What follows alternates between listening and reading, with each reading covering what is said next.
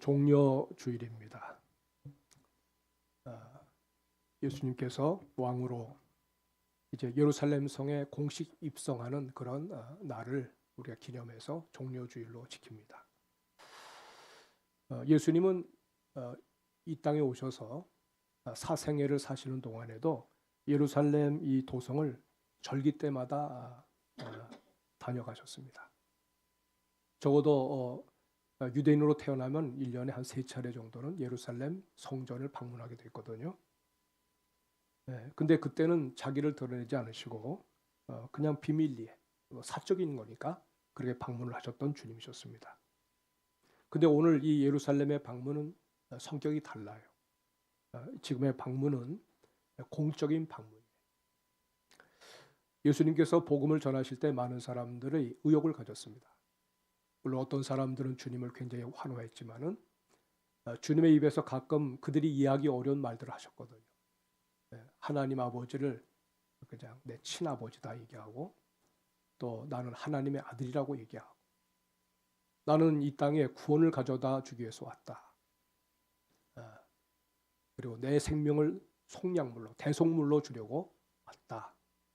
이런 얘기를 할 때 특별히 유대 종교를 믿었던 그 제사장들, 또 서기관들, 이분들은 유대교 전문가들이거든요. 그 예수님의 말씀이 신성모독으로 들린 거예요. 그래서 주님께 나와서 막 항의도 하고 시비도 걸고 그런 가운데 그럼 당신이 정말 하나님의 아들이거든, 한번 솔직하게 얘기해봐라, 뭐 이렇게 얘기할 때 그때 주님이 알듯말듯하게 얘기를 하셨고 그랬거든요. 근데 오늘 이 예루살렘 입성, 이제 주님이 감춰뒀던 것들을 공식적으로 모든 것을 다 사람들 앞에서 완전히 드러내는 그런 날이었어요. 내가 하나님께로부터 보냄받은 그리스도다. 난 하나님의 아들이고, 난 너희의 구원자다. 나는 유대인의 왕이다. 이걸 공식적으로 천명하는 그런 날이었단 말이에요. 여러분, 나라마다 어떤 그 뭐 대통령 혹은 권력자가 등극을 하게 되면은 그 행사가 굉장히 화려하지 않습니까? 이번에 트럼프 대통령 거기 그 취임할 때 한 12만 명 정도 되는 사람들한테 초청장을 보냈대요. 날씨가 많이 안 좋고 해가지고, 그 다음에 거기도 그런 가운데도 좀 핵심 되는 그런 사람들만 해도 몇천 명인데, 그런 사람들은 특별히 또 그 가운데 뽑아가지고 어떤 그 연회에 참여시켜서 트럼프 대통령의 그 취임에 영광스럽게 참여하는 그 영광을 누리게 된 거죠. 거기 갔다 오신 분들은 굉장한 프라이드를 가지고 있는 거죠. 내가 거기 다녀왔다고 말이죠. 근데 우리 예수님, 그분은 만왕의 왕이세요. 그분은 지금도 왕권을 가지고 우리를 통치하시는 분이세요. 세상의 권력은 잠시 올라갔다가 내려오지만 주님의 왕권은 변함이 없습니다. 영원하십니다. 근데 그분이 이 땅 위에서 내가 왕이라고 하는 것을 선포하는 그날이라면 얼마나 대단한 그런 식을 준비해야 되지 않겠습니까? 근데 오늘 여기 보니까 예수님이 그것을 스스로 준비하세요. 스스로 준비하시면서 하는데, 뭔가 우리가 봐도 이건 아닌데 하라는 생각이 들죠. 이건 아닌데. 너무 초라한 거예요. 너무 초라한 거예요.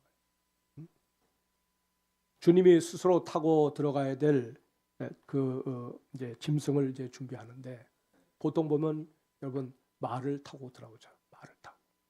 말이 이끄는 그런 마차를 타고 들어오지 않습니까? 그런 화려한 준마가 아니었어요.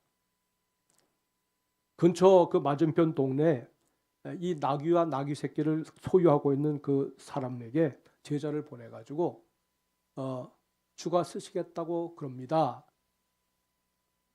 이 한마디 하고 그것을 가져오라는 거예요. 나귀 새끼를 데려오라는 거예요. 그러니까 제자들이 생각할 때는 의아해하죠. 아니 그냥 뜬금없이 모르는 사람한테 가서 주가 쓰시겠다 하라, 이 한마디 한다고 해서 그냥 누가 막 속속 내준다는 말입니까? 이렇게 의문을 얘기할 수도 있는데, 주님께서 그렇게 말씀하시니까 가서 그냥 그렇게 얘기했더니 그냥 아무 뭐 저항 없이 그냥 가져가라고 했단 말이에요. 주님께서 이왕 빌리는 거라면 좀 위험이 있는 그런 준말을 빌려도 되는데 왜 하필 나귀 새끼냐 하는 거죠. 또 다 큰 나귀도 아니고 한 번도 뭘 태워보지 않은 그냥 그 새끼, 그걸 갖다가 주님이 타고 이 예루살렘 그 도성 안으로 들어간다 그러면 어떻게 보면 얼마나 우스꽝스럽겠습니까? 예수님을 태운 그 나귀 새끼가 아마 그 예수님의 몸무게가 얼마 되는지 모르지만은 아마 처음으로 사람을 태우는 거니까 아마 낑낑대면서 걷는 모습이 다른 사람들 눈에 보기에는 저게 뭐야? 그렇게 아마 반응이 나왔을 것이 틀림이 없어요. 그래도 연도에 많은 사람들이 들어서면서 주님을 환영하는 무리들이 나옵니다. 자기의 옷을 겉옷을 벗어서 나귀 위에 그 등에 얹혀놓고 예수님을 태우고 또 연도에 그 길에 자기 겉옷을 벗어가지고 마치 카페트를 까는 것처럼 자기 옷을 벗어서 깔아줍니다. 또 주변에 종려나무가 많으니까 종려나무 가지를 다 꺾어가지고 거기다가 다 깔아요. 맨 땅으로 가지 않게 나름대로 예를 이제 갖춰주는 그런 준비를 하고 있죠. 음정에 맞지 않지만 어린아이들이 막 나서서 주님을 노래합니다. 또 군중들 가운데 주님을 호산나 찬송하리로다. 주의 이름으로 오시는 이여. 마치 성가대가 서서 성가를 멋지게 부르는 것은 아니지만 또 그렇게 정성을 다해서 또 노래하는 자들이 나타나게 됩니다. 그러나 한쪽에서는 유대교 서기관들 또 예루살렘 성에 상당한 많은 그 주민들이 몰려와 가지고 주님이 하고자 하는 그 모든 일을 방해를 해줘요. 저런 찬송 소리 못 들게 하라. 당신이 어떻게 찬송하리로다 찬송을 받을 그런 대상이냐. 저 아이들의 입을 다물게 해라. 근데 주님께서 뭐라고 하냐면 저들이 입을 다물면 저 돌들이 일어나서 소리를 질 거다. 그러면서 주님이 오히려 그들을 두둔합니다. 그러니까 주님이 더 미움을 받죠. 더 미움을 받죠. 그래서 예수님은 적어도 예루살렘 입성하는 기간 동안에 예루살렘 성에 상당히 많은 사람들에게부터는 큰 반발을 받아요. 반감을 가지고 예수님을 대합니다. 예수님이 태어났다는 소식을 들을 때도 예루살렘이 소동을 일으켰는데 이렇게 주님이 왕으로 입성하시는 그날에도 예루살렘은 변한 것이 없어요. 수십 년이 지나도 변한 것이 없어요. 또 주님이 왕으로 입성하신다고 그러니까 소동을 일으키는 거죠. 여러분 이 충돌로 말미암아 어떻게 보면 예수님의 입지가 점점 좁아지죠. 그리고 이것이 빌미가 돼서 미움을 사시고 우리가 보시면 알지만 예루살렘 그 안에 들어갔다가 결국 주님이 잡히시고 십자가에 죽임을 당하시는 그런 내용이 전개가 됩니다. 사랑하는 여러분, 주님은 하늘 아버지는 당신의 아들을 왕으로 세상에 보내셨어요. 세상의 방식을 따른다고 그러면 좀 화려한 그런 의전과 또 힘을 가진 당시의 모든 나라들의 정상들과 네로라 하는 사람들로 그 자리가 인산인해를 줬을 것이 틀림이 없어요. 왕 중에 왕으로 오신 예수님에게 눈도장을 찍기 위해서라도 예루살렘의 유력한 사람들도 다 나와서 주님을 환영했을 것이 틀림이 없어요. 근데 주님은 그런 방식으로 오지 않으셨어요. 그러니까 예수님은 모르는 거죠. 당연히 이렇게 와야 알아보는데 그런 모습으로 오지 않으니까 세상이 모르는 거예요. 오늘 우리가 주님을 얼마나 존귀히 여깁니까? 우리 그리스도가 내 인생에 어떤 분인지를 아니까 구구절절 때로 그리스도를 생각할 때마다 막 가슴이 벅차는 그런 경험을 하지 않습니까? 근데 세상 사람들 눈에는 그게 가려져 있어요. 그 예수님이 어떤 분인지 진가를 알면 그렇게 주님께 순종하게 되고 주님께 복종하게 되고 그리스도를 정말 대대적으로 환영하는 마음이 생기게 돼 있어요. 근데 보이지 않거든. 그렇게 보이지 않거든. 초라한 모습으로 왔거든. 아마 나중에 왜 나를 영접하지 않았느냐고 말할 때 아마 많은 사람들이 그렇게 얘기할 거예요. 나는 주를 몰라봤습니다. 주님이 그런 줄 몰라봤습니다. 그런 모습으로 오니까 우리가 모르지요 라고 말할 겁니다. 그러나 여러분 우리가 잘 아시지만은 그런 모습으로 오셨어도 주님을 알아보는 사람들이 있었다는 거예요.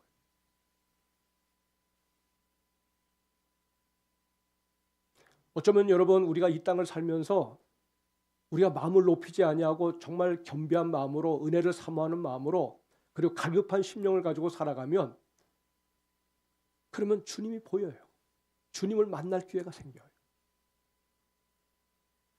뭐 아쉬운 것도 없이 살고 그 다음에 다들 막 그냥 당신이 부럽습니다라는 그런 소리를 들어가면서 사는 사람이라면 그들에게는 그리스도가 보이지 않죠. 그런데 상처받고 또 외롭고 또 때로는 삶의 어떤 벽에 부딪혀 가지고 절망하고 어찌할 바를 몰라서 그냥 낙심해하는 그런 사람들에게 주님에 대한 메시지 하나만 들어도 그것이 자기 인생을 바꾸거든요. 그 마음이 열려서 그 주님을 내 인생 가운데 모실 때 그 주님이 실제로 우리의 삶 속에 들어오셔서 우리의 아픈 마음을 치유하시고 어루만져 주시고 다시 일어설 수 있는 용기를 주시고 또 희망을 주신다는 말이죠. 그렇게 만나신 분들이 바로 여러분 아닙니까? 그렇게 만난 사람이 접니다.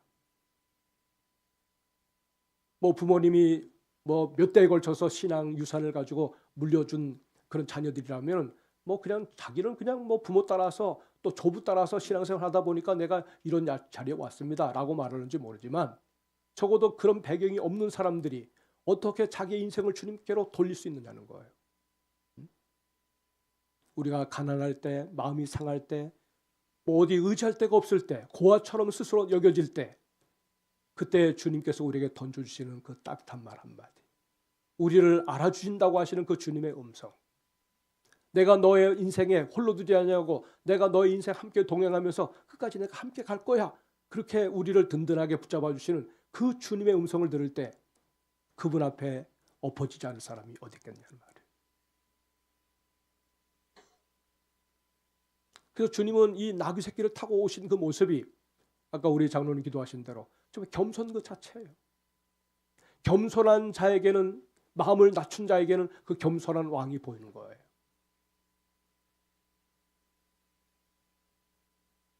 여기 오늘 본문에 보면 주님은 당신을 위해서 기꺼이 순종을 마다하지 않는 사람들을 여기 우리에게 소개해 주고 있어요.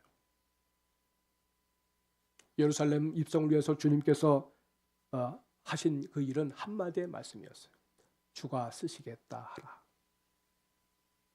뭐 주님이 그냥 이걸 놓고 막 이게 동부서주하신 분이 아니에요. 그냥 제자들에게 가서 뭐라고 하면 주가 쓰시겠다 하라. 그 다락방도 내주잖아요. 주가 쓰시겠다 하라. 나귀 새끼도 내주잖아요. 주가 쓰시겠다 하라. 여러분 아무도 거기에 대해서 이의를 달지 않습니다. 이게 여러분 이게 저절로 되는 일이라고 생각하세요? 아니에요. 주님께서 이 말씀을 하실 때 주가 쓰시겠다 하라는 이 말씀을 들려주실 때 그 말씀이 단순한 한마디의 말이 아니라 그 말이 주님의 영적 권위와 주님의 성령의 감동으로 우리에게 들려질 때 그것이 우리 안에 전달이 되는 거거든요. 우리가 은혜 받을 때 때로는 말씀을 들으면서 은혜 받습니다. 기도하면서 은혜 받습니다. 뭔가 들려지는데 다른 날 같이 다르게 그 말씀이 내 속에 들려질 때 내 마음에 뭔가 울컥하고 그 마음에 그냥 주님이 나를 타치하시는 것을 경험하거든. 지나온 날의 삶의 무게가 너무 무거워서 주님 앞에 그냥 그 순간에 그 짐을 내려놓으면서 웁니다. 나를 용납하시고 나를 내 모든 짐을 다 걷어내 주시는 그 주님을 경험하는 그 순간에 우리가 여러분 통곡하지 않을 수가 없어요. 감사하지 않을 수가 없어요. 뭔가 그냥 내 마음에 막 차고 넘치는 그 희열을 경험하지 않을 수가 없어요. 주님의 말씀 한마디면 돼요. 그 한마디에 우리의 귀가 열리고 그 한마디를 우리가 순종할 때 우리는 이전과는 전혀 다른 삶을 살 수가 있는 거예요.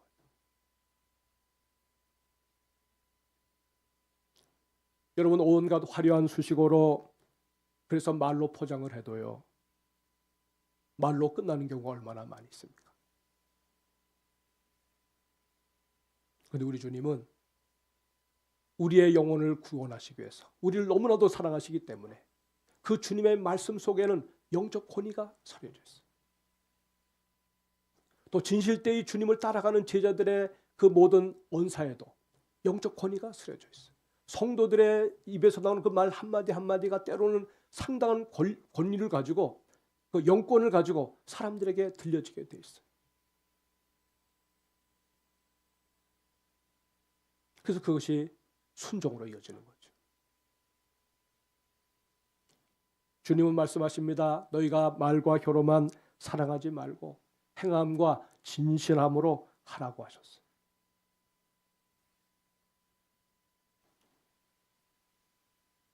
여러분, 여기 예루살렘 주님 입성하실 때 연도에 늘어선 무명의 사람들, 그들은 다 주님을 환영하는 사람들이었어요.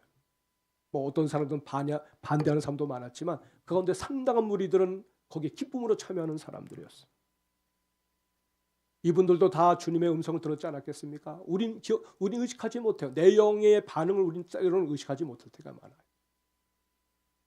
뭐 몸은 한없이 피곤하고 그 다음에 그냥 생각을 막 어지러운데, 근데 이상하게 우리의 영이 그냥 그 모든 환경을 그냥 감사함으로 받아들여요. 기쁨으로 받아들여요. 우리의 마음도 영도 그냥 축 처져야 되는데 그런 상황 속에서도 내 영이 소생하는 것을 경험합니다. 내 영이 주님의 은혜를 접하고 있는 거거든요. 어떤 이에게는 주님의 그 입성하시는 모습 보면서 내가 이 옷을 좀 벗어서라도, 내가 주님 앞에 드릴 건 없지만 옷을 벗어서라도 예수님의 그 나귀 거기에다가 이렇게 얹어줘서 주님이 잘 타시도록 이렇게 해야 되겠다.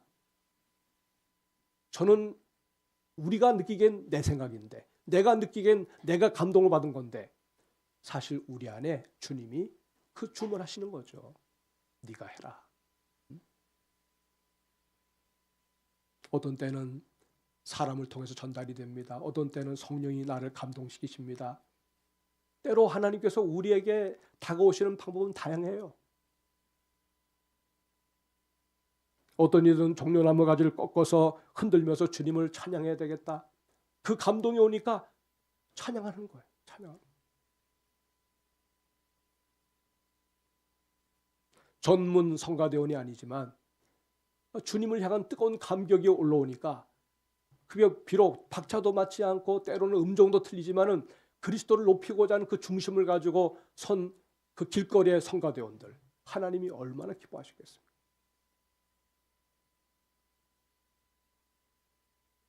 여기에 모인 모든 사람들은 그냥 평범한 사람들입니다.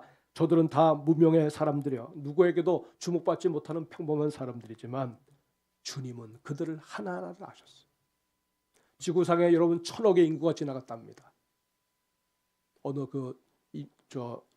사람 얘기 들어보니까 1,000억 명의 사람이 이 지구를 지나갔어요. 근데 마치 여러분들께서 가까이 지내는 사람을 하나하나 개인적으로 정말 잘 알듯이, 그보다 더하게 그 1,000억 명의 사람들 하나하나를 주님은 아주 상세하게 알고 계시는 분이 우리 주님이세요. 주님이 나를 아시나? 주님이 내 형편을 아시나? 내 아픔을 아시나? 하나님 너무 무심하신 분 아니냐? 내가 왜 이런 고난을 받아야 되나? 왜 내 앞길이 이렇게 험난하냐? 우린 때때로 그렇게 말합니다마는, 그러나 주님은 그럴 때마다 내가 너를 잘 안다. 너가 겪는 그 어려움들 나도 이 땅에 있으면서 겪어봤다. 근데 내가 너를 도울 수 있다. 너가 겪는 이 모든 위기가 변하여 기회가 될 것이고 역전한 인생을 만들어줄 수 있는 사람이 바로 나다. 내가 능히 너를 쉬게 할 수 있고 내가 능히 너의 인생 앞길을 열어줄 수가 있다. 여러분, 그 믿음에, 그 말씀에 믿음으로 반응하는 주님의 자녀들이 될 수 있기를 주의 이름으로 축복합니다.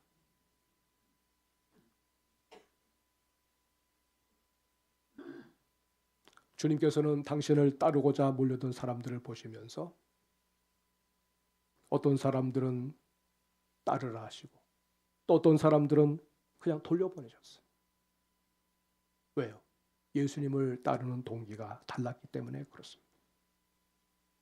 어떤 사람들은 주님이 부르셨어요. 소명하셨어요. 넌 나를 따라야 된다. 순종으로 반응합니다. 어떤 사람은 주님이 따르라고 해도 순종으로 반응하지 못하는 사람도 있어요. 또 어떤 사람은 따르고 싶은데 주님이 따르지 말래요. 그러니까 내가 원한다고 해서 내가 주님을 따르는 것도 아니고 내가 원치 않는다고 해서 주님이 나를 부르시지 않는 것도 아니에요. 근데 주님이 원하시는데 그 사람이 그 같은 원함으로 반응하면 금상첨화 아니겠습니까? 주님이 원하시는데 그것을 가치를 몰라가지고 따르기를 주저하는 사람들이 있어요. 너무나 안타깝죠. 그래서 순종해야 될 그 시기를 놓치면 어떻습니까? 적어도 우리 주님은 우리를 평가하실 때 다른 걸 보지 않으세요. 우리를 부르시면서 주여 내가 부족하고 내가 스스로 아무것도 할 수 없습니다. 정말 주님이 아니면 나는 안 됩니다. 그 주님과 연결해서 주님이 만들어주시고 빚어주시는 그 인생을 살겠다고 순종을 선언하는 그 순간부터 그 인생은 주님이 다 기억을 하시는 거예요. 적어도 우리가 살아가면서 불순종으로 사는 인생 주님은 기억하지 않으세요. 그러니까 우리가 살아가면서 내가 100년을 살았다. 어떤 분들 요즘 보니까 백수 하시는 분이 많아요. 백수를 넘기시는 분도 많아요. 뭐 기본적으로 뭐 90세 이상 거의 다 사시는 것 같아요. 옛날에는 뭐 꿈도 못 꿨죠. 그저 1950년대, 60년대만 해도 평균 연령이 50이 안 됐어요. 이렇게 그냥 배나 더 이제 수명이 연장돼서 살아가고 있는 것 같아요. 여러분 100년을 살고 1000년을 산다 하더라도 하나님 뭘 보시느냐? 우리가 정말 하나님이 기억할 만한 인생을 산다면 그것이 여러분 작은 인생을 살았어도 그 인생의 가치가 다른 것을 뛰어넘을 수가 없는 거예요. 주와 함께 내 삶을 의논하고 주님과 함께 동행하고 주님께서 시키신 일을 순종하면서 살아가게 될 때 그 인생의 가치가 최고의 가치인 거예요. 그 자그마한 순간이 영혼을 결정하는 거예요.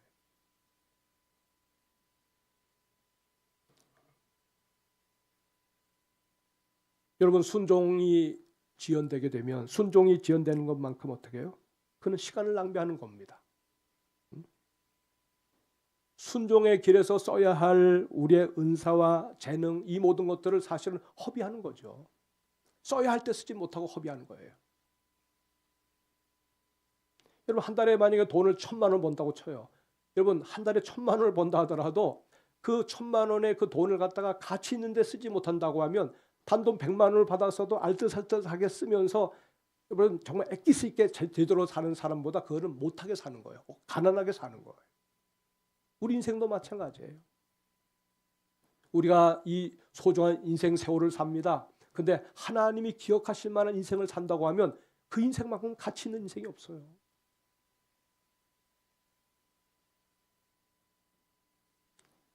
여러분 이 나귀 새끼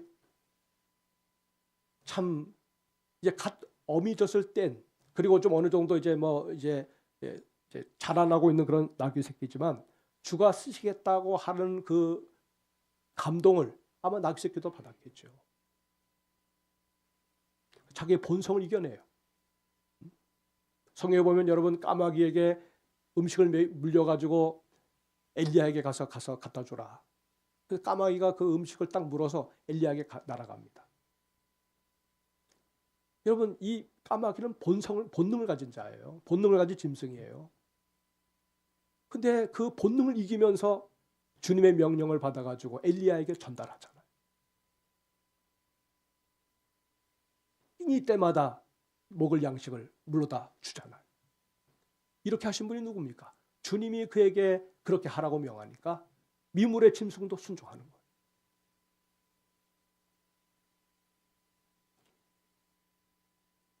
여러분 발람을 태운 나귀가 있어요. 민수기에 보면 모압 왕 발락이 발람을 불러다가 자기 앞에 펼쳐져 있는 이스라엘 백성들을 저주하도록 하기 위해서 발람을 부르는데 발람이 이제 그 길을 가지요. 처음엔 아닙니다 하면서도 사실은 그 사람은 돈을 많이 밝히는 사람이거든요.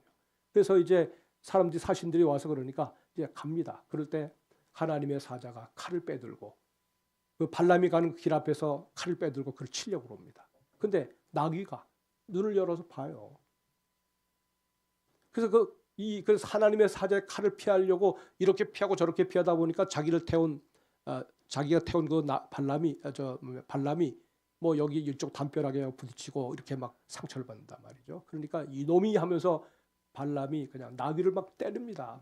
막대기로. 그때 이 나귀가 입이 열려요. 짐승이 말을 해요. 주인께서 왜 나를 때리십니까? 내 눈에는 보이는데 주인의 눈에는 보이지 않습니까? 내가 주인의 생명을 건지기 위해서 보호하기 위해서 내가 이렇게 행동하다 그러는데 왜 나를 때리십니까? 이놈아 하면서 막 때리는데 그때 발람의 눈을 하나님께서 열어주세요. 자기 앞에 하나님의 사자가 칼을 들고 자기를 치려고 하거든.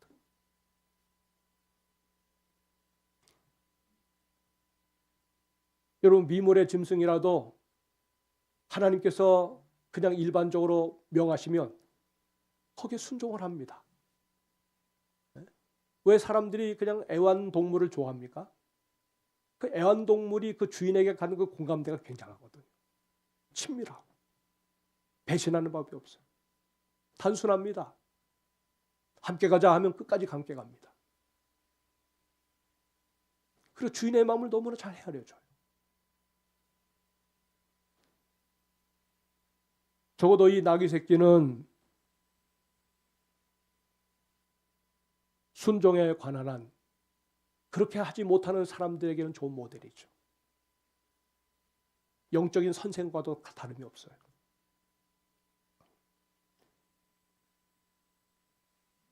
사랑하는 여러분, 주께서 우리에게 주의 음성을 들려주실 때에 순종으로 응답하시는 분들이 되시기를 주의 이름으로 축복합니다. 순종의 적기를 놓치면 그때는 이제 기회가 지나가는 거예요. 우리의 삶은 다 기회로 다 채워져 있어요. 흘러가는 그 기회는 다시 두 번 다시 돌아오지 않습니다. 또 감사하게도 또 다른 기회가 와서 그것을 붙잡으면 다행이죠. 그리스 아테네를 성지 순례를 가다가 그쪽을 방문한 적이 있었어요. 옛날에 고대 올림피스 그 산 원형 경기장을 찾아가 봤는데 거기에 한 동상이 서 있더라고요. 그래서 목사님들과 같이 가봤어요. 저게 뭔가고. 거기에 보니까 희한한 모습을 한 그 신화 속에 나오는 동상이 딱 서 있는데 이 머리 앞쪽에 숯이 이렇게 있어요. 숯이 이렇게 달려 있고. 근데 그다음 요 머리부터 뒤는 다 대머리예요. 아무런 숯도 없어요. 그리고 거기에다 이제 뭐라고 써 있냐면 기회라고 써 있었어요. 기회. 우리에게 기회가 찾아옵니다. 그러면 그 기회가 찾아올 때 정확하게 그 기회가 지나가기 전에 뭘 붙잡아야 돼요? 그 머리숱을 붙잡으라는 거예요. 저게 뭐야 하고 그냥 재보다가 아유 뭐 나중에 하면 되겠지 하고 근데 지나갑니다. 지나가는 순간에 깨달아요. 저거 잡아야 돼. 근데 잡을 수가 없어요. 뒤에서 아무리 잡으려고 해도 머리숱이 없으니까 그냥 놓쳐버리는 거예요. 기회가 바로 그렇다 하는 거예요.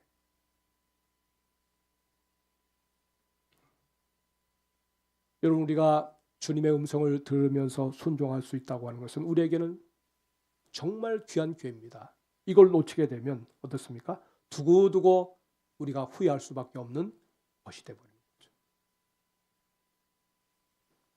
주가 쓰시겠다 하라. 때때로 주님이 말씀으로 우리의 마음에 주의 음성을 들려주십니다. 주님께서 우리 개개인에게 들려주시는 음성이 있어요. 내게 들려주시는 것 똑같이 들려주시는 그런 분은 아니세요. 각자 인생이 다르니까. 나름대로 우리가 알아들 수 있도록 나름대로 우리를 배려해서 찾아오셔서 주의 음성을 들려주시는 분이 바로 주님이세요. 때로 개인적인 말씀 묵상을 통해서 주님을 만납니다.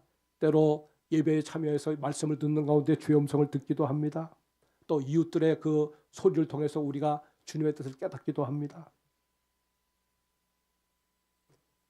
주께서 원하시는 그것이 무엇인지를 깨닫게 된다면 그 성령이 주시는 감동을 우리가 놓치지 말고 주의 말씀에 순종하는 주님의 사람들이 되시기를 주의 이름으로 축복합니다. 주의 음성을 듣기 시작하면 그때부터 듣는 횟수가 늘어나게 됩니다. 순종할 때 그 순종을 통해서 하나님은 자꾸 말씀을 걸어오시죠. 사무엘이 살던 그 당시 아직 어렸을 때 하나님의 말씀이 희귀하여 성경이 그렇게 얘기하고 있습니다. 하나님의 말씀이 희귀하다. 그래서 주의 음성을 듣는 사람들이 거의 없었어요. 그런데 사무엘에게 주님이 말씀하시고 찾아왔어요. 사무엘아, 사무엘아. 엘리시 제사장님 저를 부르셨습니까? 아니. 또 사무엘아, 사무엘아. 또 엘리에게 달려갑니다. 저를 부르셨나요? 아니야. 가서 자. 또 세 번째 또 불러요. 또 찾아갑니다. 난 너 부르지 않았어. 그래서야 이 엘리 제사장이 뭘 생각하냐. 아, 하나님 널 부르시는가 보다. 하나님 널 부르시는 것이 틀림이 없어. 그러면 이번에는 그가 부르시거든. 네, 제가 여기 있나이다. 네? 제게 말씀하옵소서라고 얘기해라. 네 번째 부릅니다. 네? 사무엘아, 사무엘아. 주여 제가 여기 있나이다. 말씀하옵소서. 주의 종이 듣겠나이다. 그때로부터 하나님께서 이 사무엘에게 나타나세요. 자신의 마음을 내놓고 대화하십니다. 우리 하나님도 우리와 대화하기를 좋아하세요. 네. 때로는 세계적인 어떤 세계사를 놓고, 때로는 나라의 문제를 놓고, 때로는 우리 개개인의 삶에 관심 갖는 그런 분야를 가지고 주님은 우리와 대화를 하세요.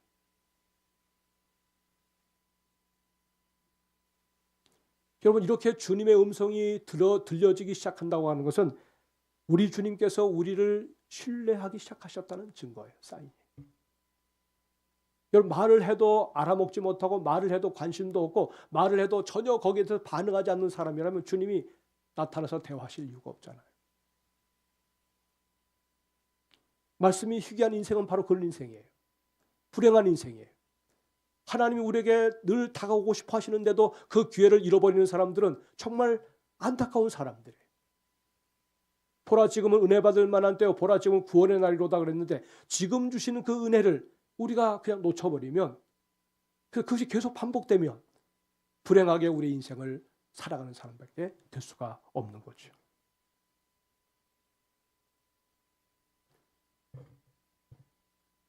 사랑하는 여러분, 우리 주님이 가시는 그 길은 고난을 통해서 영광에 이르는 길입니다.